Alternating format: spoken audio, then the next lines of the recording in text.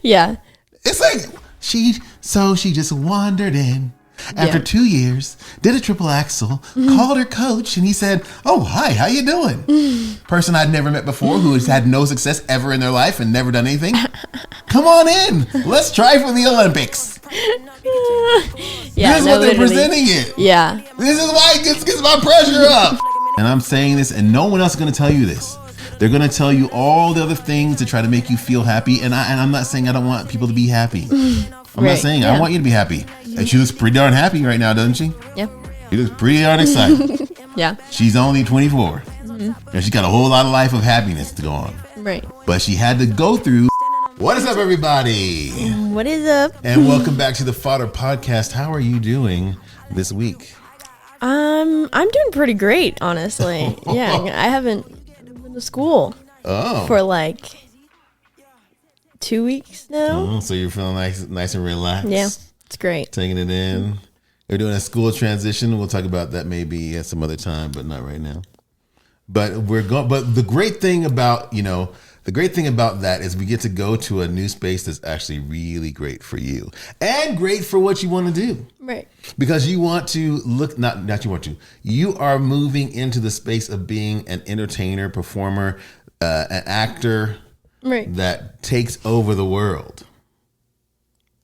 Yeah. Yes, exactly. Yeah. And the funny thing about that is a lot of people dream about that, but some of them don't have a dad that knows this business like some people do. Right. Yeah. That can help you get into that world. Yeah. It's make great. it amazing. Isn't it great? It's beautiful. Wouldn't it be great if, someone, like yourself had someone who, could help you do that? Yeah. It is great. No, but seriously, it's like, I'm actually excited about working with you because I know a little bit something about this. Yeah. It's going to be fun. You've heard many times. Many times. So now let's get into I want to talk about a few things, and I saved a few clips for you right now. But what do you think is maybe for the people out there who might want to do this? What do you think is a good way for people to build their actor, entertainer, personal brand if they were to do that as a young person? Well,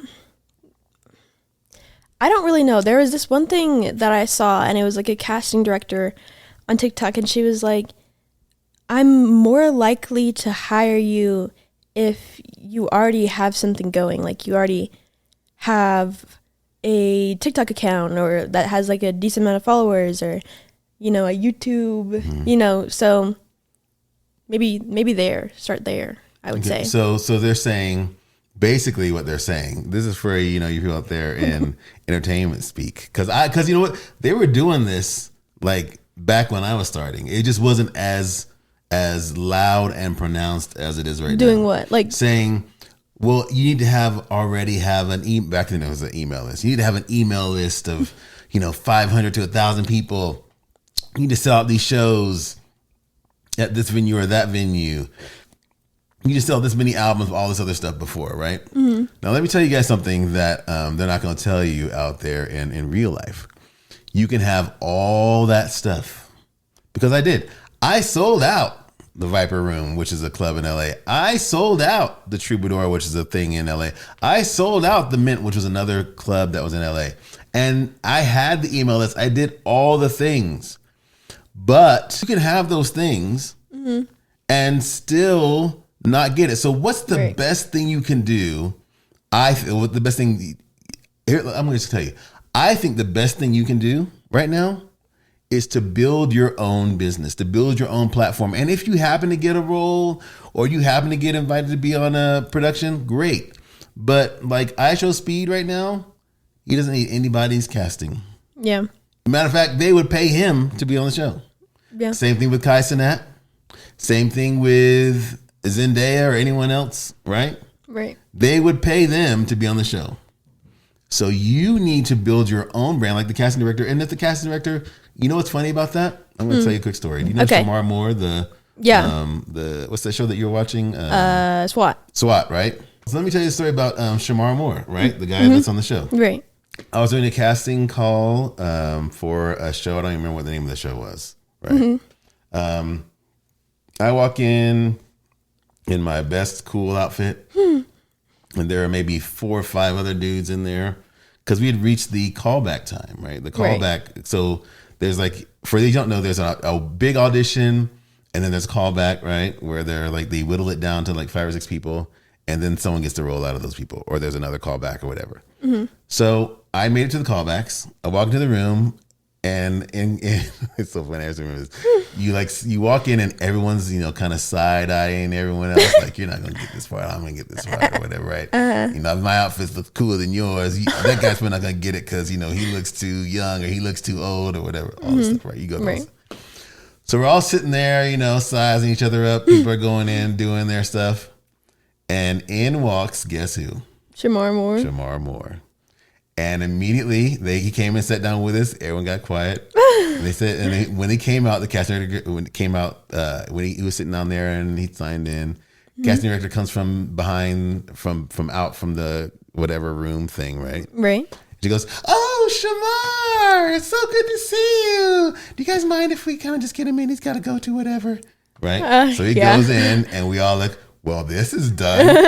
Like we all knew, like before, like we're just wasting time now. It's like we don't even need to go in there because it doesn't matter, right? So all that to say is, if you don't fit the part, or if you don't know someone, or the casting director isn't looking specifically for you, chances are pretty low, not to rain on anyone's parade, that you're going to get this part. So, in today's age, you guys have a gift. You can create your own brand. You can create your own business, kind of like ShowSpeed did, iShowSpeed did, and like Mr. Beast does. And like, you can create that own, and you don't need 1 billion people to have a great acting career. Right. To have a great personal brand career. Think of it this way. If you have people that you serve, that's a big thing. Okay, here's the other thing that I want you guys to think about. A lot of content creators go into this thinking, I'm going to grow, I'm going to have this many followers. What should they be thinking? About the people? Thank you. Oh my God. You should be thinking, how can I help these people? How can I serve these people that are coming to watch my vlog or whatever? If you're not thinking how you can serve them, you are doing yourself and your audience a disservice. Okay. But let's just say you're serving let's say you have 1,000 people. You think it's doable to get 1,000 people to follow you? Yeah. See, like it feels it's pretty doable, right? Yeah. Out of the millions of people out there. So let's say you say, look, I'm going to create a private platform for the elite or the select people of my group, right? And it's going to be $10 a month. You think you can do all right with 1,000 people paying you $10 a month? Yeah. What's the math on that? Wait. 1,000 people. 10,000. We need to go back to school. $10,000. That's right. $10,000. Oh! I thought that was wrong. No, that was okay. $10,000 a month. Yes. You think you can do all right with $10,000 a month? Yeah. Oh, she doesn't know. No. Yes, you can do all right with $10,000 okay. a month. See, this is it's like y'all are young. You don't know this stuff, but you're learning. $10,000 a month, you can do all right. Yeah. That's a lot. That's more than a lot of people make. Right. Right. Yeah. In like full-time jobs. So it's like $120,000 a year. Oh yeah. See, I got that old school math. Y'all got that new what's it called? What's it called? What is it called? The critical math or what do you guys call it? Course algebra? No. It's called something else, like something kind of addition, like configuration addition. Anyways, it's not the old school where we had to do the hard way. So the hard way. Anyways, speaking of the hard way, we're gonna talk about that a little bit later on in this program. Okay. But let's go back to what we were talking about. You want to build a career as an actor. Right. And I believe for all you creators out there, first of all, click that like and subscribe button because we're going to show you guys how we do it. You can follow us all along and watch us succeed and watch us fail the whole way. But I believe the best thing you need to do is, one, turn off your phone if you're doing this stuff. And two, that was my phone. Oh, okay. And two, go into the mindset that you're building your own brand. Right? Right. Like, do you like Corey Kenshin? Yeah. He has his own brand. Yeah. What are you going to say about Corey? You know what he said at What did the he say? start of this year, start of last year? What do you think? He said, guys, I'm going to make 100 videos this year. I don't care if I have to upload 99 and on December 31st, but I'm going to do it. Come January 1st. I think it was like 10, I think. I don't really remember, but it was 100. So I'm just disappointed. Well, did he say in 2025 or 2026? He said 2025. Oh, okay. Well, but he's I mean, built yeah. such a strong brand that he can, do it or not. Yeah. He's put in hours. This is like so oddly, awesomely lining up with what I want to talk to you guys about in the this gets my pressure up part of the segment of the show. But yeah, he's put in the work and he's built a brand so he can. And when he comes on, Corey is 100% making everyone smile and laugh. Right. He is 100% focused on making everyone happy. Yeah, definitely. Right? And it's fun. I even watch Corey's stuff. I'm like, this guy's funny. He's fun. He's fun to watch. Yeah. Yeah. So, in a perfect world, because we've got to have a vision of where we want to go, what would it look like if you had a perfect world scenario, just roundabout figures, of people you'd like to have that are kind of in the Cordelia sphere and watching your shows? Shoot high. So Like- here's what I'm gonna do. Whatever number you just pop in your head, multiply it by 10. Like the people that watch. Yeah, like let's say they had YouTube subscribers. How many subscribers would you like to have? And then multiply it Yeah. by 10? Yeah. That's okay. Let's put it out there. Where's it No, gonna I don't. Man, I'm really bad at math. I said 300,000. be? 300,000. So that's times 10 is Times going to be 10. 3 million. 3 million. There we go. There you We go. got that. It's not even my fault, really. I've just been allowed a calculator like my whole life. Yeah, So, and we didn't, which goes back to just the hard grind is how you get there. right. So 3 million YouTube subscribers is a goal. You know what I think we should shoot for? Because I'm going to help you get to where you need to go. What? 30 million. Yeah. 30 million YouTube followers. I think that's where we need to Yeah. go. I don't even know who has like close to that. I think Mr. Beast has Corey 100 Kenshin? something. Corey Kenshin has 30 million? Something like that. Like, yeah. Beautiful. See, we can be friends with Corey. And that's the goal. So when you get there, we can say, hey, Corey, can we be in one of your videos? My dad wants to be in a Corey Kenshin video. I'll squeeze into the little studio with you and go, oh my God. And yell at all the horror things and all that stuff. Yeah. So there you go. All right, so 30 million YouTube subscribers. And if you were to build a brand, like what kind of stuff would you like to have out there that you kind of share with the world as far as like, I know you like makeup, you like fashion. Yeah. Probably just like, what's it called? Like health, Ooh, day in the life, okay. luxury. that would be, no, but, yeah, kind of like that. And like,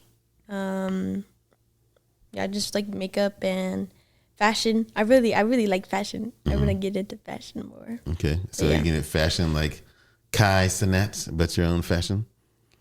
He's Oh. in fashion. Okay, I didn't know that. I Yeah, didn't he know. just recently made a transition because he again built such a huge brand. Now he's like, I want to do fashion. Like he made something, or he's like just getting into. He's getting it? into it. He's just getting into Okay. learning about it. I see. Yeah. Nice, yeah. Yeah. So I would encourage you to not wait for someone to cast you in their production, but to create your own, like the casting director told you. Right? Yeah. You have to have your own. I'll hire you more if you have your own. Right. Yeah. So lucky for you, you're on a channel that's going to show you how to grow your own.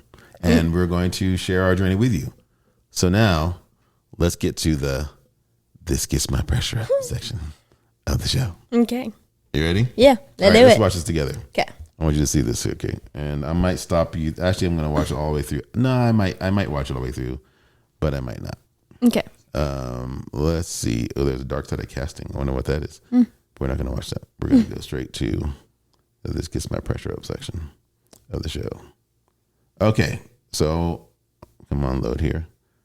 Watch this with me real quick. And then I want to get then we'll go back and we'll do some editing after we watch it, okay? This is what I want you to see. Okay. If you still needed another reason to understand why kids shouldn't be forced into sports, look no further than the newest and most unlikely Olympic champion. Alyssa Liu started training at 5 years old, but it wasn't really training, it was working. She was under military-like control from her father Arthur, who's a very strange character. After organizing protests in China, he fled to the US as a political refugee. Arthur had 5 surrogate children and raised them as a single father. Alyssa stood out from an early age, and Arthur went all in. How much do you think you spent to help her become the figure skater that she is? I would say $500,000 to $1 million. The intense work seemingly paid off. At 13 years old, Alyssa won the US championship, but deep down she was in a world of pain. When COVID struck, the rinks closed, and for the first time in her life, Alyssa had nothing to do. Secretly, the best skater in the country hoped the rinks would never reopen, but Arthur had a plan. He moved her alone to Delaware, then Italy, and then Colorado to keep training. Her coaches, who've been fired and rehired many times by Arthur, tell stories of her crying in the hallway after being dropped off to practice. In 2022, Alyssa battled through the pain to reach the highest stage at the Beijing Olympics, but after the games ended, she felt like she had paid her dues. At 16 years old, she took to Instagram to shock the world with her retirement. Skating had consumed her entire life, so Alyssa decided it was time to find out who she was and what the world had to offer. First, she buried her skates in the closet and hiked to Everest Base Camp. Then she got her driver's license, took classes at UCLA, dyed her hair, and completed her new look with a few piercings. In 2024, she went skiing and suddenly felt an itch to skate again. Despite not setting foot in a rink for 2 years, she landed a double axel. Alyssa immediately called her coach and told him she's back, but on her own terms. Nobody could tell her what to eat, when to train, or which music to use. Now, in figure skating, a comeback like this was an impossibility. Her coaches begged her not to do it. Nobody takes 2 years off and returns to the Olympics, but Alyssa was different. She told NBC it felt like a new world because she didn't feel like her life was on the line. Turns out she was right, as she shocked everyone by winning the World Championships in 2025. Impossibly, Alyssa entered Milan as the odds-on favorite to win gold, and she did not disappoint. She smiled all the way through a flawless routine as she put the finishing touches on a comeback for the ages. Alyssa rose to the podium as the first American woman to win gold in 24 years. Okay.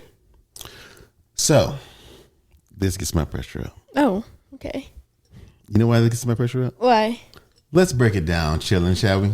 Shall we break it down Yeah. for the chilling out in the If world? you still needed another reason to understand why kids shouldn't be forced into sports, look no further than the newest and most unlikely Olympic champion. Alyssa Liu started training at 5 years old, but So, what did he just say?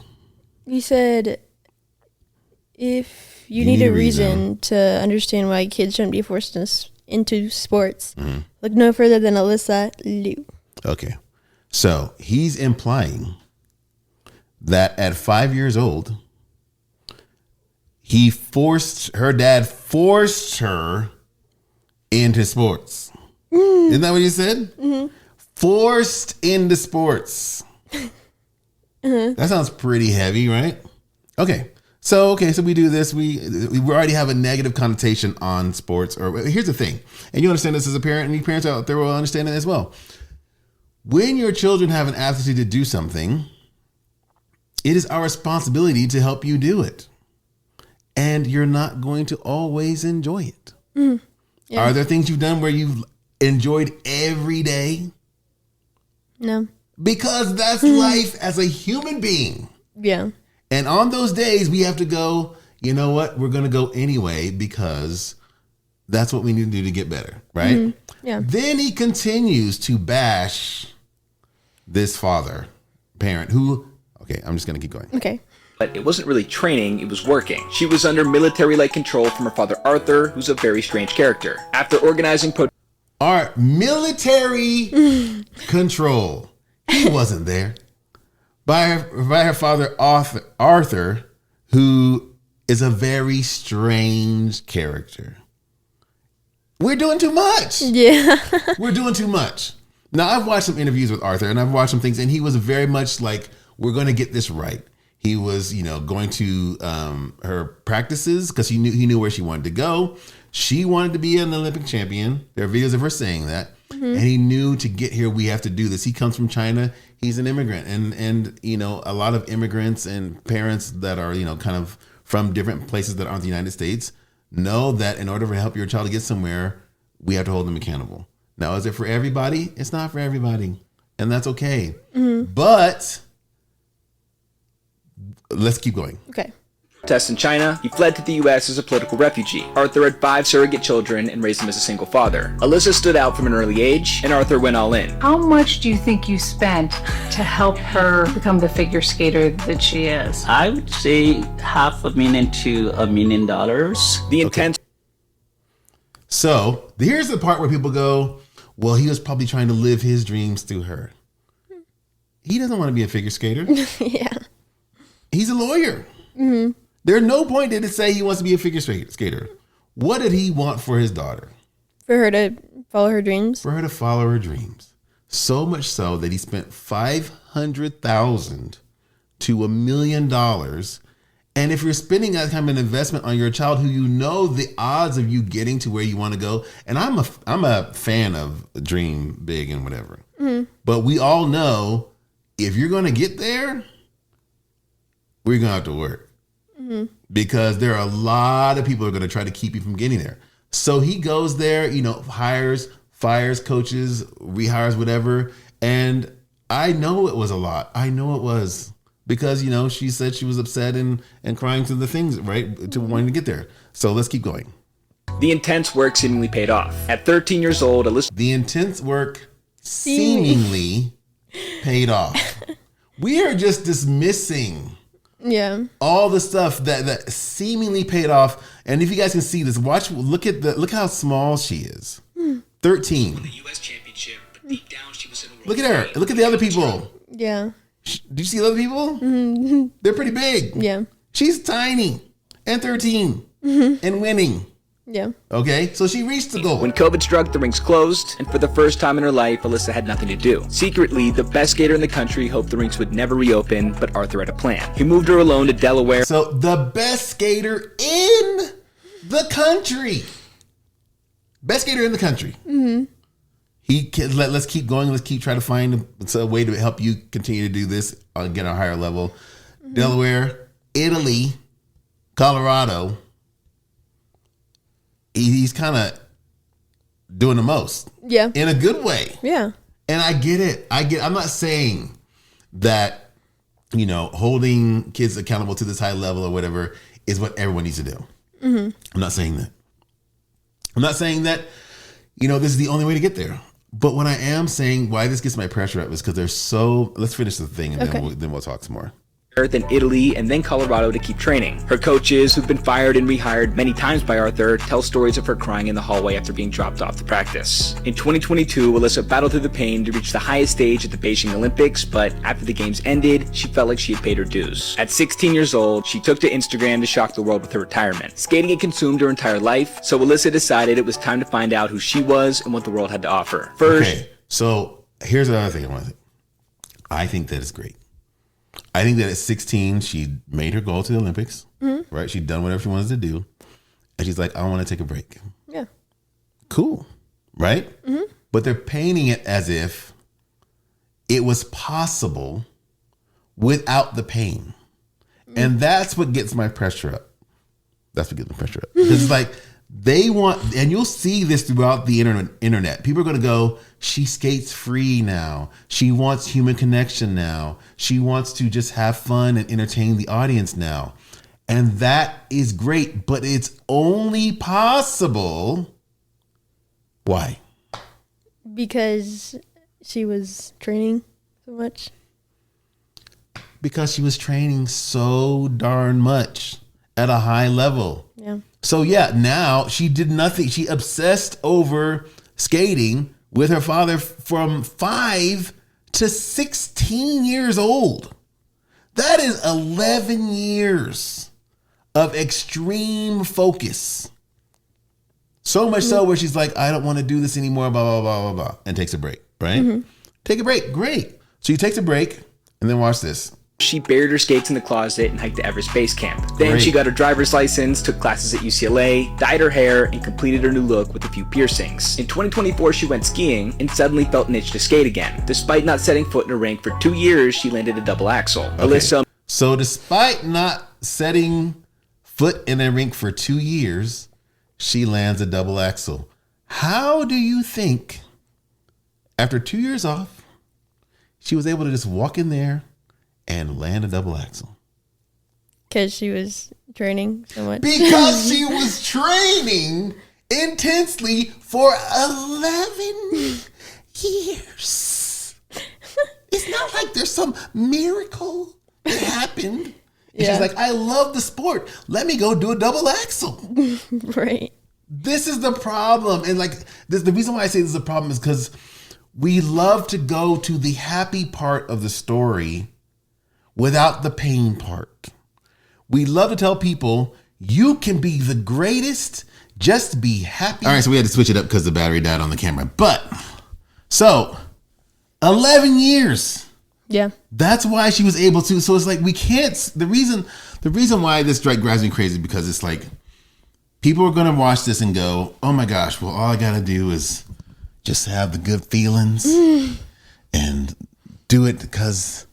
I'm not saying don't do it because you love it or whatever. I'm just saying there are gonna be moments to get to this point where you're going to have to be pushed through when you don't love it. Are you up for that? Yeah. On your actor journey?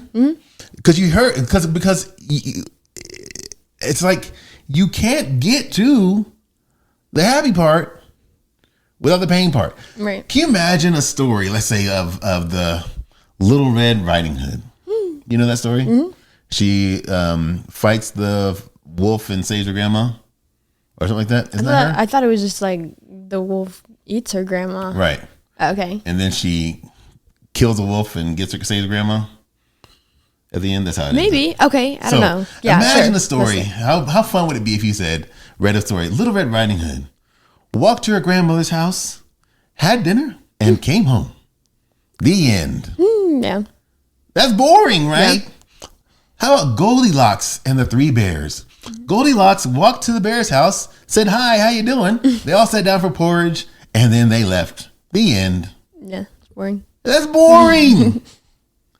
That's what people love to get to the end of the story without the pain part. And I'm not saying it has to be this level or whatever of pain, but it's going to be painful. Right. There are going to be moments where you're not going to like it because it's going to be hard. Mm-hmm. That's the only way. It's the only way. It's the only way to the rest of the story. Mm-hmm. And they pretend like it's just some kind of like haphazard, unnecessary part.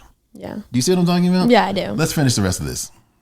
Alyssa immediately called her coach and told him she's back, but on her own terms. Okay. So she immediately called her coach.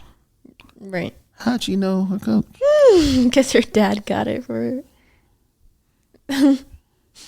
Why did her coach say, "Okay, come on back, let's try"? Because he had her for however long he had her. And she won stuff. Right. From the pain. Right. This gets my pressure up. Yeah.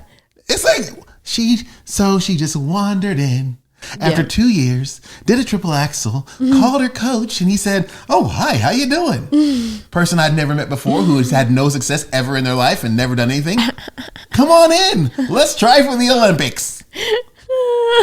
Yeah. This is what they're presenting it. Yeah. This is why it gets my pressure up. Yeah. Anyways, let's keep going. Nobody could tell her what to eat, when to train, or which music to use. Now, in figure skating, a comeback like this was an impossibility. Her coach... It's an impossibility for people who haven't trained for a freaking 11 years intensely. Yeah. It's pretty hard for them. Sorry, I'm going to bring it down. Ooh-sa.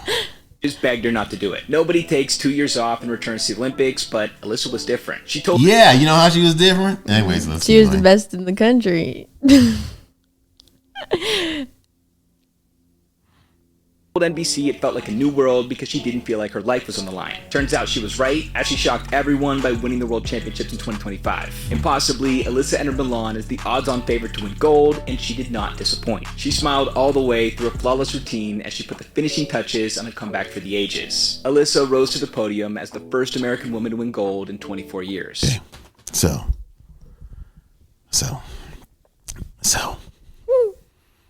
Here's what I want people to take, and we're going to let you guys go because we've been talking for a long time, and my pressure needs to come down. I am not saying that it has to be that intense, even though it seems like that's the formula. Okay, I'm not saying they have to ruin your relationships. Mm-hmm. I'm not saying that, you have to be, combative or whatever, but I do want people to understand You know, and this is why I'm having a talk with you before we even begin. Okay. If this is what you want, and this is something I would like to tell for other parents and coaches to tell their kids, there will be moments where you will not like me because I'm holding you accountable, because I know how many Alyssa stories are there in the world of existence of figure skaters where people became best of their class at 13, 14, retired at 16, and then came back and won a gold medal. How many times you heard of that? Just this one. Me too. Yeah. One time. Yeah. Why is that? Because she had 10 to freaking 11 years of intense training. So here's the thing. Being a champion or being the top of your whatever industry, it doesn't even matter if it's figure skating or acting, whatever. You have to make a decision. And I'm saying this, and no one else is going to tell you this. They're going to tell you all the other things to try to make you feel happy. And I'm not saying I don't want people to be happy. I'm not saying I want you to be happy. And she looks pretty darn happy right now, doesn't she? Yeah. She looks pretty darn excited. Yeah. She's only 24. And she's got a whole lot of life of happiness to go on. Right. But she had to go through 10 to 11 years of struggle and pain. And I tell people, and I want to tell you guys this, look, you don't have to do any of this. You don't have to be a pro actor. You don't have to be a pro football player, volleyball player, basketball player, figure skater, horse rider. You don't have to do this. But the formula is pretty darn clear. Yeah. It's pretty darn clear. Pain, sacrifice. I remember that Simone Biles clip that I ever shared that with you, where she was like, did you ever like talk to your friends on AIM or whatever? She's talking to the interviewer or whatever. And Simone is like, no, the only boyfriend I knew was Jim. Who's Jim? GYM, the gymnasium. That's funny. But it's like, she was like, this is what I did. And that's why at 24, 25, I'm Simone Biles and I can go do the rest of my life with whatever I want. Yeah. So it's like, it's funny because your brother, who's out there doing this thing, which I love, hey, shout out to Mo. He said, this is actually the lazy way of doing it. He said, because you can do 10 to 15 years of like really intense pushing and working and have the rest of your life to do whatever you want, or at least a chance to have the rest of life to do whatever you want. Right. Whereas if you don't do this, then you've got a full lifetime of pushing and struggling for 40 to 50 years. Either one is fine, but it's a choice. Right. So you've got to decide which one you want. So all that to say, listen, youngsters, and I know you're going to see lots of stories out there, and parents are going to see lots of stories out there about this is how you do mindset for, anything in life. Be happy, be free, just, connect. And I'm not saying that's not part of it. As a Broadway performer who did, performed at the highest level, I had a great time connecting with my audience. I loved connecting with them. I loved, feeling and performing free, but it came on the back end of a heck of a lot of pain and a lot of work. And anybody, please, who tries to tell you that you can skip the pain and the hard work and the sacrifice and the bad games and the bad days and the bad performances and all, you can skip all that and just go straight to being happy and connecting, is lying to you.